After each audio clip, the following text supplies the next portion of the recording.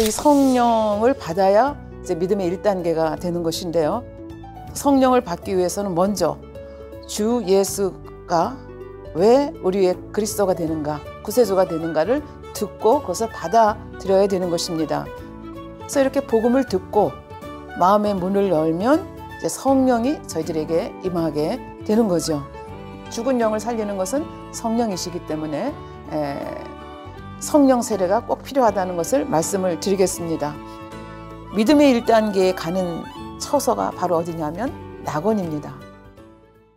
첫 번째 케이스는 죽기 직전에, 임종 직전에 예수 그리스도를 믿어서 가까스로 구원받은, 주님을 위해서 아무것도 한 것이 없는 그런 케이스라고 말씀을 드리면, 두 번째는 그 반대입니다.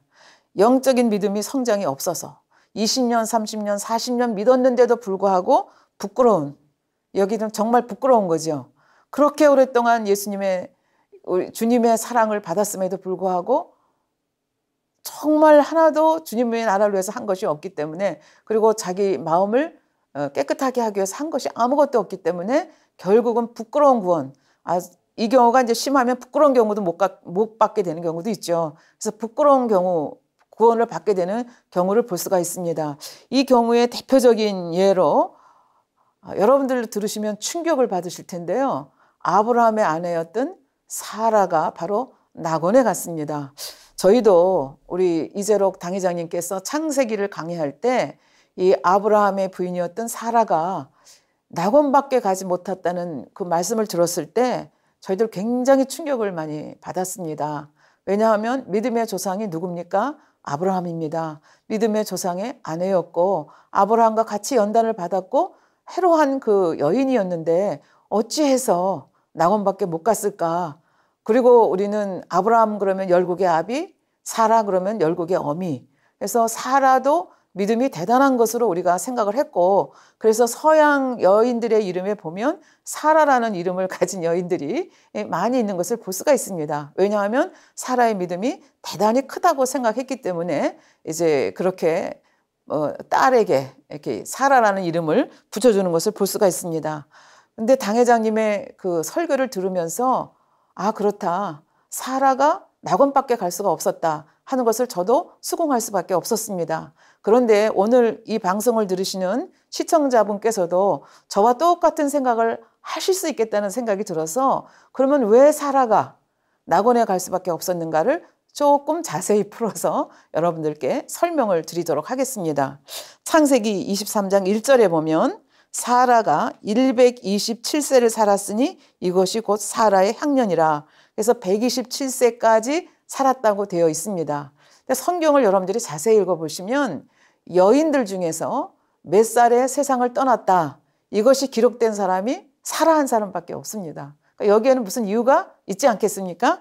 그래서 이 사라가 이렇게 이제 창세기 23장 1절에 보면 127세에 죽었다 이렇게 되어 있고, 그 다음 절에 보면 사라가 가나안 땅 헤브론 곧 기앗 아르바에서 죽음에 아브라함이 들어가서 사라를 위하여 슬퍼하고 애통했다 이렇게 되어 있습니다. 그러면 아브라함은 왜 슬퍼하고 애통했을까?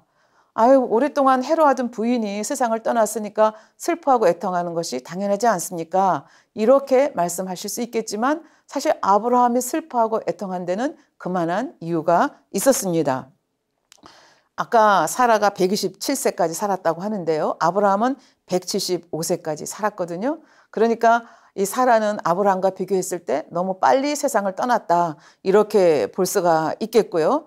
그래서 사라는 아까도 말씀드렸지만 이 믿음의 조상인 아브라함의 아내인데 굉장히 좋은 조건에서 신앙생활을 했는데 왜 낙원밖에 못 갔는가?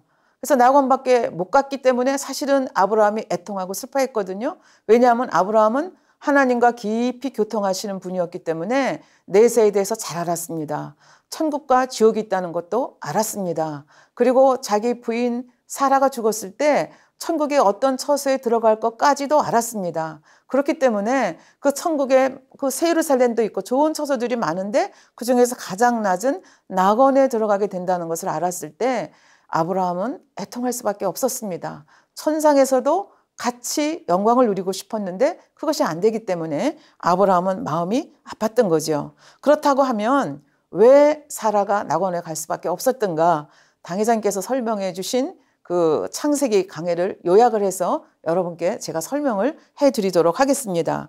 우선 창세기 18장에 보면 하나님께서 친히 오셔서 이제 때가 되매 하나님께서 약속하신 그 약속의 씨를 주시겠다는 말씀을 아브라함에게 하시는 장면이 나옵니다. 근데 아브라함에게 이 말씀을 하시는 것을 사라가 장막 뒤에서 들었습니다. 그리고 할렐루야 아멘 그렇게 한 것이 아니라 불신앙의 웃음을 웃었던 사건이 있었습니다. 그래서 이 사건을 통해서 우리가 배울 것이 있습니다. 창세기 18장 10절부터 15절 한번 보겠습니다. 10절에 보면 그가 가라사대 기한이 이를 때 내가 정녕 내게로 돌아오리니 내 안에 사라에게 아들이 있으리라 하시니 사라가 그 뒤 장막문에서 들었더라.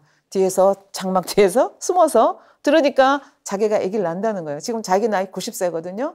남편의 나이 100세거든요. 그러니까 이제 인간 육신의 생각이 동원된 겁니다. 아브라함과 사라가 나이 많아 늙었고 사라의 경수는 끊어졌느니라. 그러니까 인간적으로 하면 절대로 아이를 가질 수가 없는 그런 상황입니다. 사라가 속으로 웃고 이르되 내가 노쇠하였고 내 주인도 늙었으니 내가 어찌 낙이 있으리요. 그러니까 불가능하다 그런 얘기가 되겠습니다. 여호와께서 아브라함에게 이르시되 사라가 왜 웃으며 내가 늙었거늘 어떻게 아들을 낳으리요 하느냐. 장막대에 있었는데 어떻게 알죠? 하나님은 다 보시고 꿰뚫어 아시기 때문에 그렇습니다. 여호와께 능치 못할 일이 있겠느냐. 기한이 이를 때 내가 네게로 돌아오리니 사라에게 아들이 있으리라. 사라가 두려워서 승인치 아니하여 저 안 웃었는데요 안 웃었는데요 그렇게 얘기했더니 내가 웃지 아니하나이다 가라사대 아니라 내가 웃었느니라. 아버지 앞에서 아버지가 내가 웃었다 그러면 죄송합니다 하고 이제 회개를 했어야 됐는데 부인한 거죠. 그러니까 이제 이런 모습이 바로 어떤 모습인가 하면 전지전능하신 하나님을 경험하면서도 사실은 그 하나님을 믿지 못했다는 얘기가 됩니다. 내 육신의 생각을 동원해서 아버지 하나님께서 이제 때가 돼서 약속의 씨앗을 주시려고 하는데 그것을 믿음으로 받지 않았다는 얘기가 되겠습니다. 그래서 이렇게 사라는 늘 육신의 생각을 동원하고 자기 생각과 맞지 않으면 불순종하는 모습이었던 것을 이 한 사건을 통해서 우리가 알 수가 있습니다. 그래서 이러한 사라의 모습 때문에 아브라함과 사라의 그 부부관계가 어떠했는가 하는 것을 창세기 22장 이삭을 번제로 드리는 사건을 통해서 우리가 가만히 엿볼 수가 있습니다. 창세기 22장 2절에 보면 내 아들 내 사랑하는 독자 이삭을 데리고 모리아 땅으로 가서 내가 네게 지시하는 한 산 거기서 그를 번제로 드리라. 하나님께서 아브라함에게 내리신 명령입니다. 그래서 여기 보면 왜 독자 이삭을 바쳐야 하는지 언제 어떻게 드려야 하는지 그냥 독자 이삭을 데리고 모리아 땅으로 가서 내가 지명한 그 땅에서 번제를 드리라 이렇게만 되어 있습니다. 왜 드려야 하는지 언제 어떻게 드려야 하는지에 대해서는 설명이 없습니다. 그럼 이런 것은 그러니까 독자 이삭을 드린다고 하는 것은 육신의 생각을 동원한다면 이건 하늘이 내려앉는 것과 같습니다.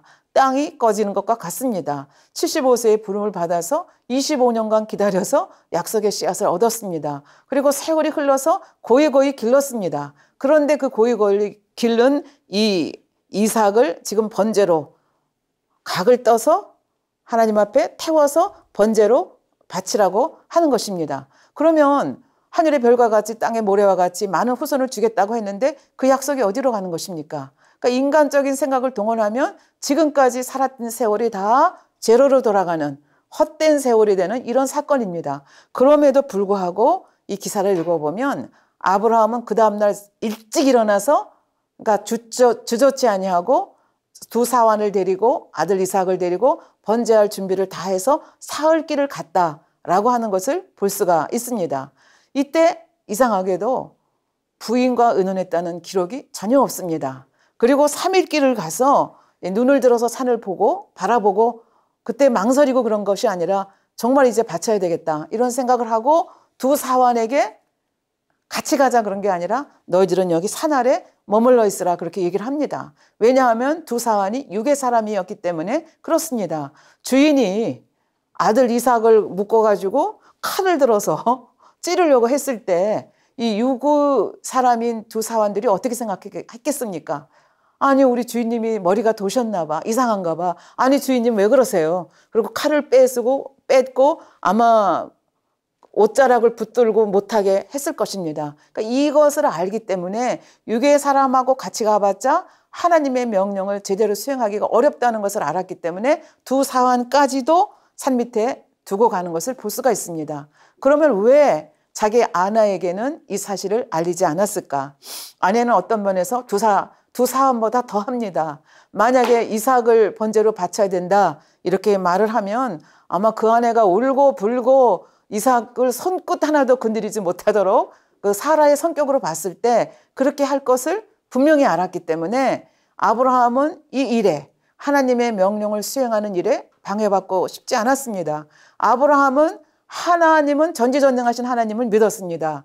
그리고 약속의 씨라고 말씀하셨고 하늘의 별처럼 바다의 모래처럼 많이 후손을 주시겠다는 그 약속을 믿었습니다. 신실하신 하나님을 믿었기 때문에 내가 설사 번제로 드린다 할지라도 그 하나님이 다시 아들을 내게 주실 수 있다는 이 엄청난 믿음을 소유했기 때문에 이같이 순종할 수가 있었습니다. 그래서 순종을 하면 그 다음에는 누가 책임져 줍니까?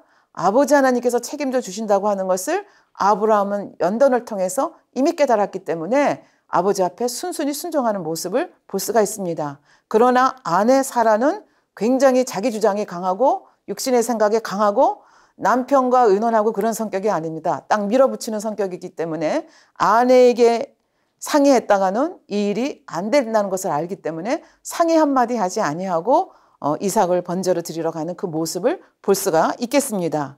그러니까 아브라함이 이렇게 생각한 데는 여러 가지 이유가 있죠. 좀 그 이유들을 아브라함과 그 사라의 삶의 모습을 통해서 몇 가지로 살펴보도록 하겠습니다. 창세기 16장에 보면 이 사라가 어떤 성품을 가지고 있는가 하는 것을 우리가 알 수가 있겠는데요. 창세기 16장 사건이 일어날 때 사라의 나이는 70을 훨씬 넘었습니다. 아직까지 아이를 낳지 못했습니다. 그러니까 아버지께서 본토 친척 아비집을 떠난 지 10년이 되었는데도 아이가 없습니다. 그러니까 이제 먹고 살만하니까 연단도 끝나고 먹고 살만하니까 자식이 있어야 되겠다. 그런 생각을 하는데 자기 자신의 모습을 보니까 자식을 가질 수가 없습니다. 여기서 육신의 생각을 동원하는 것을 볼 수가 있습니다. 창세기 16장 1절 2절에 보면 이런 말씀이 나옵니다. 아브라함의 아내 사레는 생산치 못하였고 그에게 한 여종이 있으니 애굽 사람이요 이름은 하갈이라. 그러니까 그 하갈을 보면서 생각하는 거죠. 나는 생산하지 못하고 내 남편도 저런데 자식은 있어야 되겠고. 그러니까 아버지의 약속은 이제 새카맣게 잊어버린 거죠. 그리고 어떻게 생각해요? 인간의 생각을 동원한 겁니다. 이 여종을 들여보내면 여종이 혹 아기를 잉태를 하게 되면 그게 내 자식이 되지 않겠는가. 그런 생각을 합니다. 그래서 2절에 보니까 사레가 아브라함에게 이르되 여호와께서 나의 생산을 허락지 아니하셨으니 아버지가 주신다 그랬거든요. 그러니까 이것도 거짓말이잖아요. 하나님을 믿어드리지 못하는 겁니다. 기다렸으면 되는데 기다리지 못하는 거죠. 그리고 핑계를 누구한테 대는 거예요? 아버지 하나님의 이름을 들먹거리는 것을 볼 수가 있습니다. 여호와께서 나의 생산을 허락지 아니하셨으니 원컨대 나의 여종과 동침하라. 명령입니다. 그러니까 사실 이게 이 하갈을 들여서 자식을 낳는 이 문제는 굉장히 중요한 문제잖아요. 그러니까 이렇게 하고 싶으면 누구하고 의논을 해야 됩니까? 가장인 아브라함과 의논을 해서 아브라함의 동의를 얻어서 이 하갈이라고 하는 여인을 동침하도록 해야 됩니다. 근데 여기 보면 자기 남편하고는 한마디 의논도 하지 않는 것을 볼 수가 있습니다. 그리고 남편에게 일방적으로 얘기합니다. 나의 여종과 동침하라. 근데 이상한 것은 그 다음에 보니까 내가 혹 그런 말미암아 자녀를 얻을까 하매 아브라함이 사레의 말을 들으니라. 우리가 얼른 생각하면 아브라함이 그 가정의 가장이지 않습니까? 그러니까 사례를 좀 이렇게 두들기면서 이렇게 안이하면서 무슨 말이냐고 아버지 하나님께서 우리에게 주신 약속이 있는데 우리 좀 저 기다려 보면 좋지 않겠냐고 이렇게 타이르고 기다리자 그렇게 하는 것이 아니라 그냥 여기 보니까 아브라함이 사레의 말을 들으니라 이렇게 되어 있습니다. 왜 그런가 하면 아브라함은 사레의 마음을 알았습니다. 자기 주장에 강하고 육신의 생각에 강하고 한번 하겠다 하면 그냥 관철시키는 성격이 있기 때문에 아브라함이 동의하든 동의하지 않든 그것은 큰 문제가 되지 않는 그런 상황이었습니다. 물론 이 상황 속에서도 아브라함이 얼마든지 나 그렇게 하지 못한다라고 거부할 수 있습니다. 그런데 아브라함은 어떤 마음이었는가 하면 누구든지 화평을 쫓고자 하는 마음이 있었습니다. 가능하면 상대의 마음을 이해해주고 그것이 비진리가 아니라고 한다면 상대가 원하는 대로 들어주는 것이 이 아브라함의 마음의 자세였습니다. 그러니까 누구와도 화평을 이루고자 하는 것이 아브라함의 마음이었다고 하는 것을 알 수가 있고요. 또 한편으로는 자기가 그렇게 설득을 한다고 해서 아내가 설득당할 아내가 아닌 것을 알았다는 얘기가 되겠습니다. 그럼에도 불구하고 이것이 하나님의 뜻이 아니었다고 하면 아브라함은 절대로 순종을 안 했을 것입니다. 아내의 요구에 허락을 하지 않았을 것입니다. 그럼에도 불구하고 여기에는 인간 경작을 해나가시는 하나님의 또 다른 섭리가 있었기 때문에 하나님 아버지께서도 허락을 하셨고, 그래서 하갈이라고 하는 여인을 이제 여인과 동침을 하는 장면이 나오게 됩니다. 그런데 이 사람의 마음이 너무 이상해서 이 하갈은 사실은 애굽 출신의 여종입니다. 사레에게 속한 여종인데 자기가 주인과 동침을 해서 잉태한 것을 알게 되자 마음이 일변했습니다. 그래서 창세기 16장 4절에 보면 아브라함이 하갈과 동침하였더니 하갈이 잉태함에 그가 자기의 잉태함을 깨닫고 그 여주인을 멸시한지라. 그러니까 사레는 이런 상황을 전혀 예측을 못했습니다. 왜? 내 수하에 있는 여종이기 때문에 설마 이렇게 나올까? 그리고 내가 어떻게 하든지 내가 좌지우지할 수 있는 여종이 아닌가? 이런 생각을 했습니다. 그러니까 전혀 예상치 못한 일을 당하게 된 거죠. 그러니까 어떤 면에서 하갈이 배은만덕했다고 볼 수가 있습니다. 어떻게 보면 여주인의 은혜를 입었고 주인의 은혜를 입었습니다. 그래서 감사하고 잘 처신을 조신하게 잘 했더라면 좋았을 텐데, 그렇다고 여종이 주인이 된 거 아니지 않습니까? 신분의 변화가 있었던 것도 아닌데 잉태된 그 사실 하나만 믿고 굉장히 이렇게 여주인, 자기가 섬기던 여주인 사례를 멸시하는 것으로 보아서 하갈도 악한 여인이다 하는 것을 알 수가 있습니다. 아브라함과 같은 가족으로 살았지만 아브라함이 믿는 하나님에 대해서 들었지만 그 하나님을 믿는 것도 아니고 진리를 받아들인 여인도 아니었기 때문에 그냥 세상 여인이었습니다.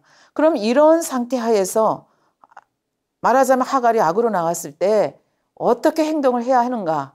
이게 이제 또 사례가 해야 될 중요한 그 시점이라고 볼 수가 있겠습니다. 왜 사례가 낙원에 갈 수밖에 없었는가를 설명해 주는 이제 장면이 여기서 나오게 됩니다.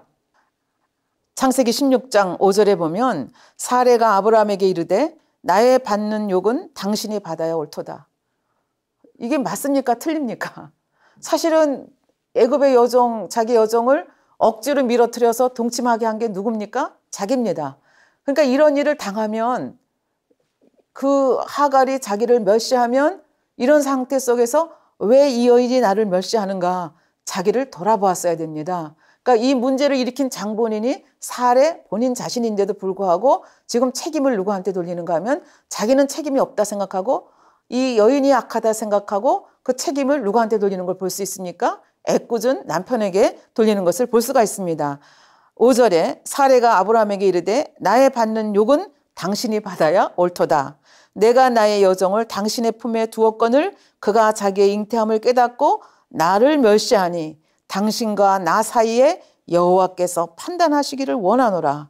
하나님까지 또 들먹거리는 이 모습을 볼 수가 있습니다. 그러니까 이런 사실은 이제 깨우쳐 주시는 기회라고 볼 수가 있는데 이런 깨우쳐 주시는 기회를 잡지를 못하는 겁니다. 그래서 악을 악으로 갚아가는 이 사례의 모습을 볼 수가 있겠습니다. 그래서 만약에 여기서 회개하고 내가 그때 이렇게 밀어붙여서 이런 일이 있었지 하고 오히려 거기서 선한 마음을 품었더라면 하나님께서 선하게 일을 풀어주셨을 텐데 또 육신의 생각을 동원하는 것을 볼 수가 있습니다. 그래서 아브라함이 고민이 됐겠죠. 그러니까 그 창세기 16장 6절에 보면 아브라함이 고민하다가 이렇게 사례에게 얘기를 합니다. 아브라함이 사례에게 이르되 그대의 여종은 그대의 수중에 있으니 그대의 눈에 좋은 대로 그에게 행하라 하매 사례가 하갈을 학대하였더니 하갈이 사례 앞에서 도망하였더라.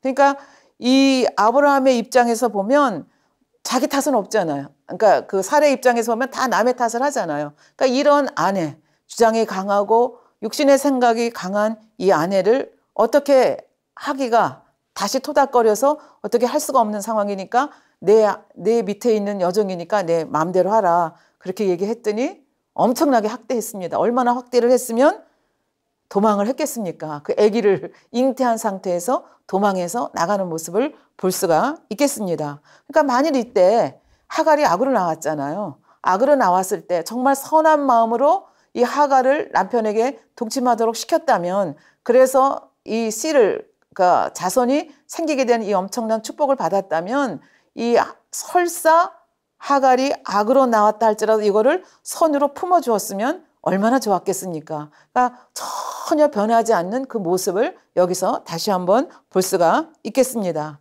그래서 하갈이 도망쳐 나가잖아요. 근데 아버지 하나님께서는 아브라함을 생각하사 어떻게 해요? 만나주십니다. 하갈을 만나가지고 중재를 하시죠. 그래서 다시 돌아가도록 이렇게 작업을 하시는 것을 볼 수가 있습니다. 그래서 하갈이 도망갔다가 다시 돌아와서 이제 또 다시 사례를 여종으로 모시면서 살고, 그 돌아와서 낳은 아들이 누구냐면 이스마엘입니다. 이때 아브라함의 나이가 86세였다고 성경에서는 말씀을 하고 계십니다. 그러면 이 사라는 그 후에는 좀 마음이 변했을까요? 근데 변하지 않았다는 것을 또 다른 사건을 통해서 알 수가 있겠습니다. 창세기 21장에 보면 후에 이제 사라가 90살이 되었을 때, 아브라함이 100세가 되었을 때 하나님께서 약속의 씨를 주셨습니다. 이삭을 낳았습니다. 무럭무럭 자랍니다. 이거 젖을 뗄 때가 되었을 때, 그래서 우리나라 같은 경우는 젖을 떼는 게 뭐 6, 7개월 후에 젖을 떼지만 이 유대인들은 서너 살까지 젖을 먹인다고 하죠. 그러니까 서너 살까지 이렇게 키워놨을 때 젖을 떼게 됐을 때 아브라함이 너무 기뻤습니다. 그래서 큰 잔치를 벌였다고 그렇게 성경은 기록을 하고 있습니다. 근데 잔치가 한참 벌어지고 있는데 또 사건이 생겼습니다. 창세기 21장 9절에 보니까 사라가 본즉 아브라함의 아들 애굽 여인 하갈의 소생이 이삭을 희롱하는지라. 그러니까 이 이스마엘은 벌써 15살이 됐겠죠. 그리고 뭐 거의 뭐 청년이라고 볼 수가 있겠죠. 그리고 아들은 이제 뭐 서너 살 된 그 아들인데 그 아들을 이렇게 데리고 희롱하는 것을 본 거예요. 근데 사실은 그게 이제 복에 따라 다르지 않겠습니까? 너무 귀여워서 데리고 놓은 것일 수 있을 텐데 이 사라가 가지고 있는 마음이 그렇게 푸근하지가 못했습니다. 그래서 사라가 본즉 아브라함의 아들 애굽 여인 하갈의 소생이 이삭을 희롱하는지라. 그가 아브라함에게 이르되, 여기서 또 악이 나옵니다. 이 여종과 그 아들을 내어 쫓으라. 굉장히 악하죠. 이 종의 아들은 내 아들 이삭과 함께 기업을 얻지 못하리라 하매 아브라함이 그 아들을 위하여 그 일이 깊이 근심이 되었더라. 그러니까 이렇게 행동함으로 이 말이 남편에게 어떻게 근심을 줄까를 생각을 못합니다. 그리고 사실은 이 사레라고 하는 여인이 선한 마음을 가졌다면 어떻게 해요? 그 이스마엘도 남편의 씨니까 이스마엘도 잘 선하게 대해주고 하갈이 악으로 나온다 할지라도 선하게 대해주면 어떻게 해요? 그 선이, 그러니까 악을 선으로 이길 수 있는 길을 하나님께서 주셨을 것입니다. 그럼에도 불구하고 이 두 사람 다, 하갈도 억지로 돌아왔긴 했지만 악이 그대로 품어져 있었고, 사레도 그 하갈을 받아들였지만 그냥 미안하니까 그냥 잠재적으로 꾹꾹 눌러 참은 것뿐이지 절대로 마음이 변한 것이 아니었습니다. 그리고 그냥 꾹꾹 눌러 참다가 어떤 사건이 일어났을 때 눌러 참았던 것이 확 이렇게 나오는 것을 볼 수가 있겠습니다. 물론 이 한 사건 때문에 하갈과 이스마엘을 내어 쫓으라 하지는 않았을 것입니다. 그 전에도 이 사라의 그 의중에는 자기 아들 이삭이 정통계보인데 저 이스마엘이 있는 것이 눈에 가시처럼 보였기 때문에 이스마엘이 자기 아들과 같이 자라는 것을 기뻐하지 않았다는 것을 알 수가 있습니다. 그래서 조그만 거 하나만 봐도 신경이 고추 세워졌고 섭섭하게 생각하고 감정이 일어났는데 지금 이제 본격적인 사건이 일어난 겁니다. 그래서 이 사건도 사랑의 눈으로 보면 형제간에 얼마든지 있을 수 있는 사건인데 이 사건이 비화가 되는 이런 모습을 볼 수가 있겠습니다. 그러니까 이 사라가 아브라함의 마음을 조금도 이해하지 못하고 자기가 그렇게 행동함으로 남편의 마음이 얼마나 아플까 그 생각 전혀 못하는 것을 볼 수가 있습니다. 그리고 더 넓고 선한 마음이라면 이스마엘도 아브라함의 씨니까 둘이 잘 사이좋게, 그리고 어차피 아버지께서 약속하신 것이니까 이 이삭을 통해서 성통개발을 이어갈 것을 믿고 나가면 됐을 텐데 그렇게 하지 못한 것을 볼 수가 있겠습니다. 그러니까 조금도 마음이 너그러워졌다거나 생각이 변화되지 않은 이러한 그 사라의 모습을 볼 수가 있겠습니다. 그래서 이런 모습을 통해서 서로 간에 이해하는 것도 없고 양보하는 것도 없고 상대를 이렇게 화평을 쫓고자 하는 마음도 없는 이 모습을 볼 수가 있겠습니다. 이런 모습에 대해서 근심하니까 아버지 하나님은 아브라함을 너무 사랑하시잖아요. 그러니까 아브라함에게 나타나셔서 어떻게 하실 것을 말씀을 하십니다. 창세기 21장 12절에 보면 하나님이 아브라함에게 이르시되 내 아이나 내 여종을 위하여 근심하지 말라. 얼마나 근심하고 기도했으면 아버지 하나님께서 이렇게 나타나셔서 문제를 풀어주시겠습니까? 사라가 내게 이른 말을 다 들으라. 그러니까 사라가 말하는 대로 내쫓으라는 얘기예요. 그러면 이 말씀을 들었을 때 아브라함이 육신의 생각을 동원하는 사람이라면 아버지 하나님 제가 어떻게든지 사라를 좀 설득해 볼게요. 이스마엘도 내 씨인데 어떻게 내어보내겠습니까? 이렇게 말할 수 있을 텐데 그렇게 하지 아니하고 그 다음에 보면 이삭에서 나는 자라야 내 씨라 칭할 것임이라. 13절 그러나 여종의 아들도 내 씨니 내가 그로 한 민족을 이루게 하리라. 내보내지만 내가 그도 내 아들이기 때문에 한 민족을 이루게 하겠다는 약속의 말씀을 주십니다. 그러니까 이 말씀을 듣고 아브라함은 육신의 생각을 전혀 동원하지 아니하고 그대로 순종합니다. 그래서 14절에 보면 아브라함이 아침에 일찍 일어나. 그러니까 뭐 이틀 사흘 고민한 거 없습니다. 말씀을 듣는 순간 그 다음날 아침에 일찍 일어나서 그냥 즉각 순종하는 모습입니다. 아브라함이 아침에 일찍 일어나 떡과 물 한 가죽 부대를 취하여 하갈의 어깨에 메어주고 그 자식을 이끌고 가게 하매 그래서 내어보내는 것을 볼 수가 있습니다.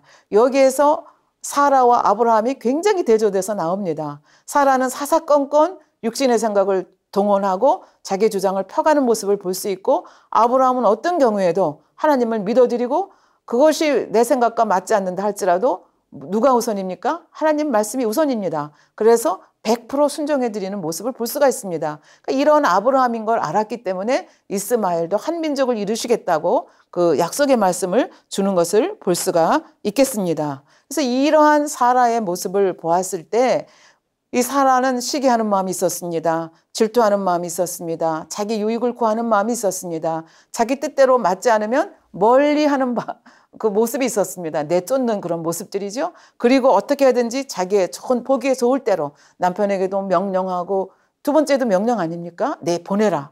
뭐 의논하는 것도 없습니다. 이스마엘이 서론이 여보 어떻게 할까요? 그게 없습니다. 내어 보내라. 하고 또 여전히 똑같은 톤으로 이야기하는 것을 볼 수가 있습니다. 그래서 이런 것으로 봐서 사라는 그 선한 사람, 믿음의 사람, 사랑의 사람, 하나님에게 순종하는 사람, 믿음의 조상인 아브라함 곁에서 오랜 세월을 살았음에도 불구하고 그리고 아브라함이 또 얼마나 많이 깨우쳐 줬겠습니까? 부부지간인데요. 많은 것을 이렇게 해야 된다 저렇게 해야 된다 깨우쳐 줬지만 전혀 듣지 않는 그런 여인이었던 것을 볼 수가 있겠습니다. 그러니까 전혀 변화가 없고 발전이 없었다는 얘기가 되겠습니다. 그리고 이 더군다나 아브라함은 아까도 말씀드렸지만 이 믿음의 조상 엄청난 축복을 받고 있는데 많은 것을 배울 수 있는 환경에 있었는데 오히려 그러지 못했다는 것이 문제가 된 거죠. 그래서 누가복음 12장 47절 48절에 이런 말씀이 있습니다. 주인의 뜻을 알고도 예비치 아니하고 그 뜻대로 행치 아니한 종은 많이 맞을 것이요 알지 못하고 맞을 일을 행한 종은 적게 맞으리라. 잘못했다고 해서 몰랐다고 해서 안 맞는 게 아니고 맞기는 맞는데 알고도 행하지 않은 사람이 더 많이 맞는다는 얘기예요. 근데 지금 이 사라의 케이스가 어느 케이스입니까? 알고도 순종하지 않은 케이스가 되겠습니다. 그래서 이런 케이스이기 때문에 낙원 이상은 어렵지 않았겠는가 하는 것을 우리가 이런 사라의 변하지 않는 모습 악의 악을 바라는 모습을 보면서 알 수가 있겠습니다. 아까도 말씀을 드렸지만 사실은 이 아브라함의 아내가 낙원에 밖에 갈 수 없었다는 것은 저희들에게 엄청난 충격입니다. 그리고 사라 입장에서 보면 그 믿음의 조상인 아내가 이 낙원 밖에 가지 못한다는 것도 아마 나중에 저희가 천국에 가면 사라가 상당히 부끄러워하지 않을까 그런 생각을 할 수가 있습니다. 그리고 여기서 우리가 하나 느낄 수 있는 것은 하나님은 말씀대로 심판하십니다. 아브라함의 아내였기 때문에 봐주는 것이 없다는 얘기가 되겠습니다. 하나님과 우리와의 관계는 1대1의 관계입니다. 하나님 말씀대로 살지 않으면 하나님 말씀대로 심판하신다고 하는 것을 이 사라의 경우를 통해서도 저희가 알 수가 있겠습니다. 자, 지금 다시 한번 정리를 하겠습니다. 어떤 영혼들이 낙원에 가느냐? 아무것도 하지 않은 영혼들이 낙원에 간다. 하나님의 나라를 위해서. 그래서 임종 직전에 예수 그리스도를 영접한 사람들. 그래서 아무것도 한 것이 없는 사람. 두 번째 케이스가 사라처럼 20년, 30년, 40년, 50년 오랫동안 신앙생활을 했지만 하나도 변화되지 않은, 하나도 발전되지 않은 그런 사람들이 가는 곳이 어디냐. 사실은 이렇게 정체하면 심한 경우에는 낙원도 못 갑니다. 지옥으로 던져질 가능성이 굉장히 많은데 그래도 사라는 굉장히 행운아라고 볼 수가 있겠지요. 낙원이라도 갔기 때문에. 믿음의 2단계, 3단계에 있다가 세상 유혹에 빠져서 첫사랑을 잊어버리고 신앙이 퇴보해서 믿음의 1단계로 쭉 떨어진 그런 케이스가 세 번째 경우라고 볼 수가 있겠습니다. 아까 말씀드렸죠. 성령이 우리 마음속에 있어야 이게 되는데 성령을 걷어가시게 되면 성령이 소멸되면 우리는 다시 죽은 영이 되는 겁니다. 그러니까 죽은 영이 되면 구원을 받지 못한다는 얘기가 되겠습니다. 첫사랑 잃었다 할지라도 다시 회개해서 돌이키면 하나님께서 얼마든지 믿음의 분량을 키워갈 수 있도록 해주신다는 얘기가 되겠습니다. 이 성령 회방 거역 모독이라고 하는 것은 정말 구원받기 힘든 케이스인데 하나님의 특별한 사랑과 긍휼을 입은 이런 케이스라고 볼 수가 있겠습니다.